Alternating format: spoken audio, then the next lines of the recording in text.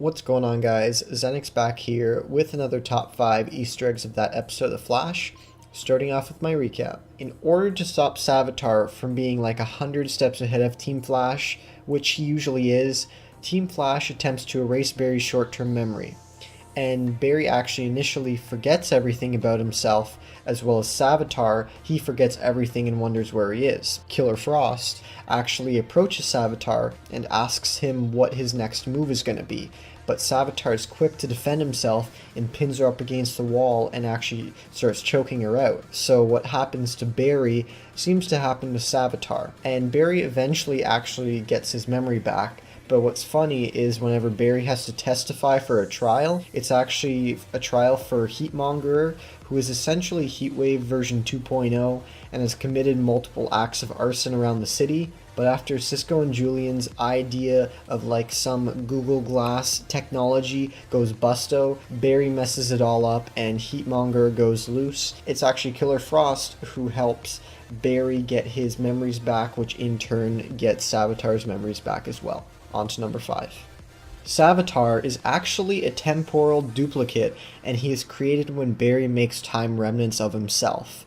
He does this when trying to stop Savitar from killing Iris. He only exists between the point where Barry sees Iris die and beyond that. But the reason why he's able to like be in Barry's present, or for Savitar it's his past, or before he was actually born essentially from Barry, is because he's time traveling, because he's apparently a god to himself.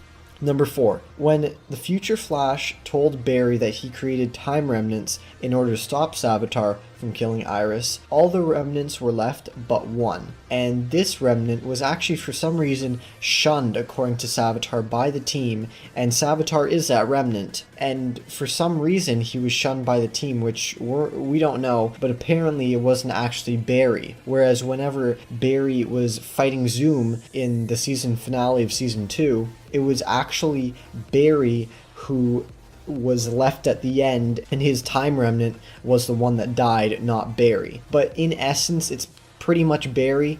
I don't know if the personalities cross over or what happens, but it's kind of like a copy, like a carbon copy of Barry, but for some reason Savitar was shunned. So that's why he is Savitar, and why he for some reason wants to kill Iris. Number 3. Savitar's ascension is at hand, and the first step is for Iris to die, so Barry is driven into darkness.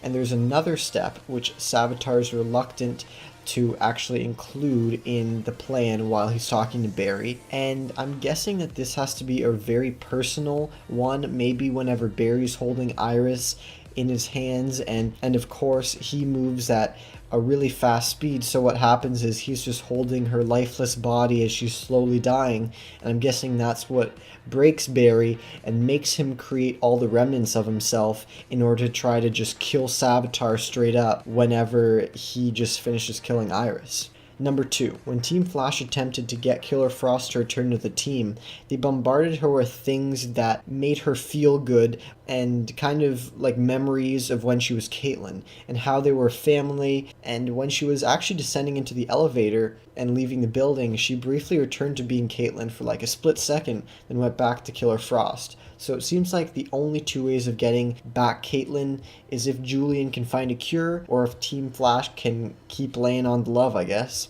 Number 1. In order for the Speed Force bazooka that Tracy Brand has developed to work, they need 3.86 terajoules of energy, which according to Cisco is more than the sun actually has. So we saw at the end of the episode some futuristic power source guarded by King Shark that Barry might actually try and steal. Another thought, which I don't know why they didn't say it, maybe it's like an easy way out, is for Barry and Wally to run on a treadmill, or like when Barry defeated Zoom and they ran on the spiral object to power the Magnetar. They create a lot of energy speedsters, and that might just be enough. But one big question that we really haven't had answered yet about Savitar is, why does he want to kill Iris? Why would he want to do that to another version of himself? Why would he just want him to feel so awful and have another loss on top of both of his parents? So hopefully they're going to explain that next episode, or the one after that. They're gonna have to do it soon, right? Because the finale's pretty close. So I hope you guys enjoyed my recap and Easter eggs of that episode of The Flash. I'll see you guys next week when The Flash returns. Peace.